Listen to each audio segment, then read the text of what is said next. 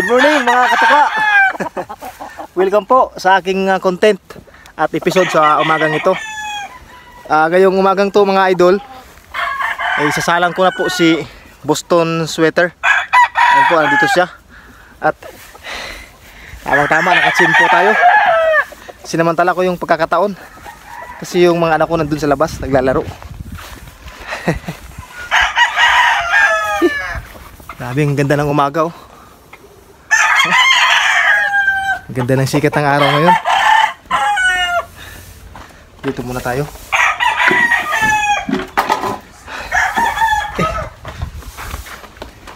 Nga pala mga idol, samahan nyo muna ako dito sa breeding pen kasi handa ko lang yung breeding pen para makapagsalang na ako sa aking mga materialis.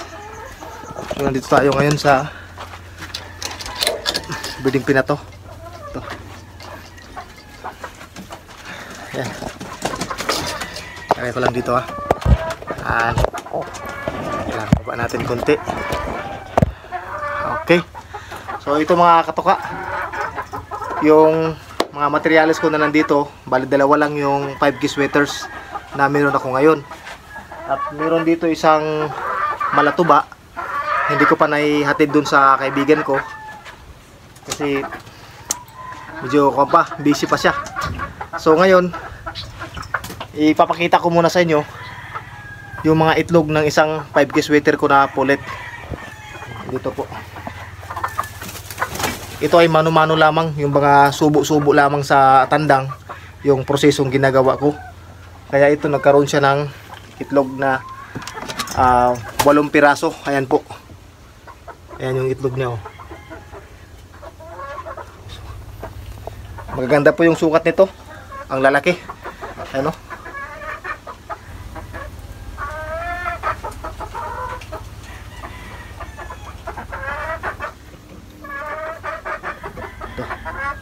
Malaki din po.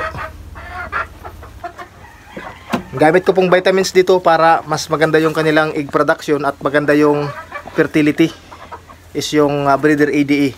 Yan yung aking pinapainom sa mga materialis ko, mapatandang man or mga inahin. Ang ginagawa kong proseso sa umaga, nagtitimpla ako ng 1 litro ng tubig sa isang sachet po ng breeder ADE. Yan, nandito.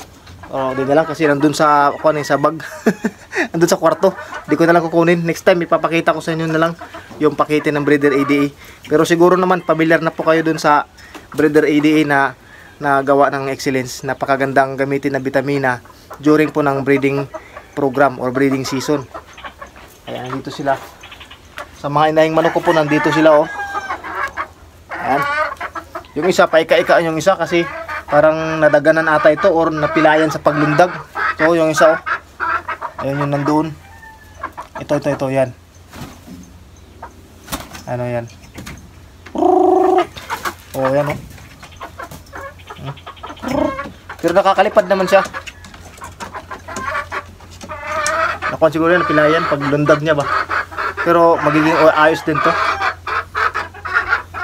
Siya po yung umiitlog.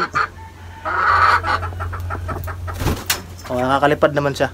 Siya yung umiitlog dun sa pugad na yun. At saka yung 8 itlog sa kanya yun. Itong isa hindi pa umiitlog. Itong matangkad na to.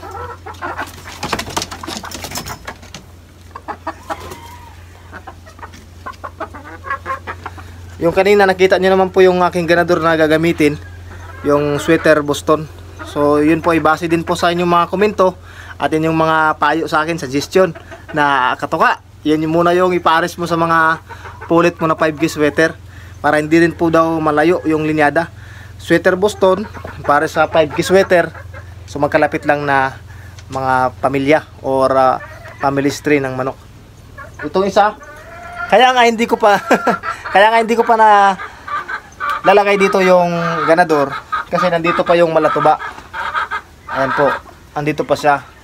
Ay wala pa akong bakanting kuan ngayon, tawag dito, breeding pen. Kasi yung isa, dito pa yung high caliber gray. Kaya dito muna yung pinakabakanting lugar ko na breeding pen.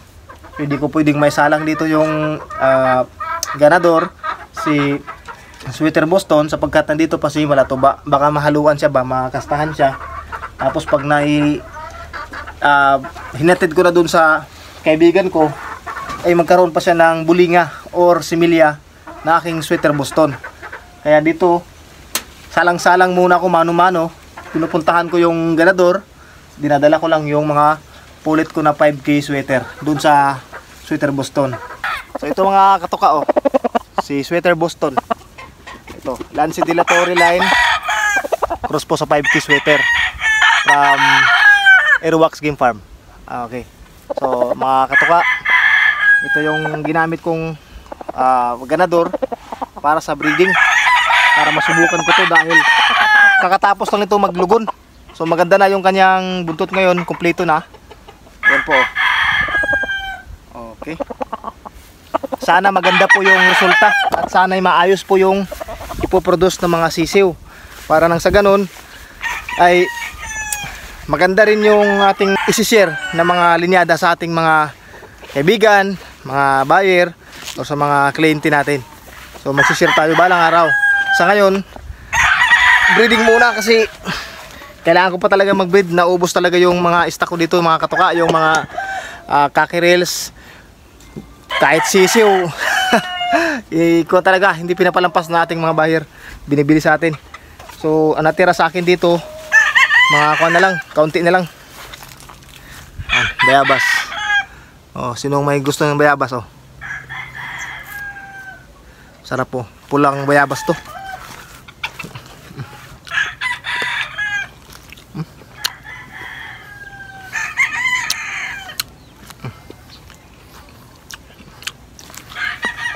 Ito, malaki pa, oh.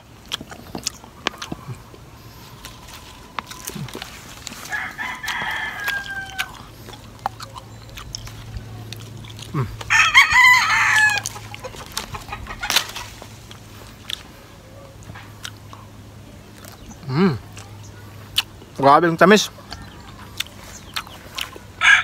Sarap. Hinog sa puno. Minsan hindi ko na nakakain yung iba. Kinakain na lang ng mga ibon.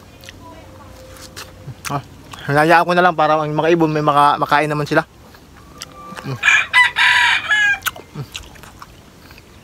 Hindi ko alam kung anong tawag sa bayabas na to. Pula yung kanyang laman. May iba naman puti, may dilaw. Pero ito, pa-comment po mga katuka, mga taga-probinsya dyan, kung ano yung pangalan sa bayabas na to. Pula yung kanyang laman. Masarap. Matamis.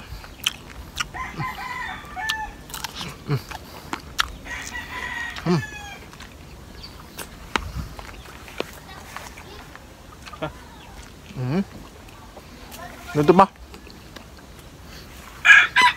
Pero tamang-tama na. Busog na ako.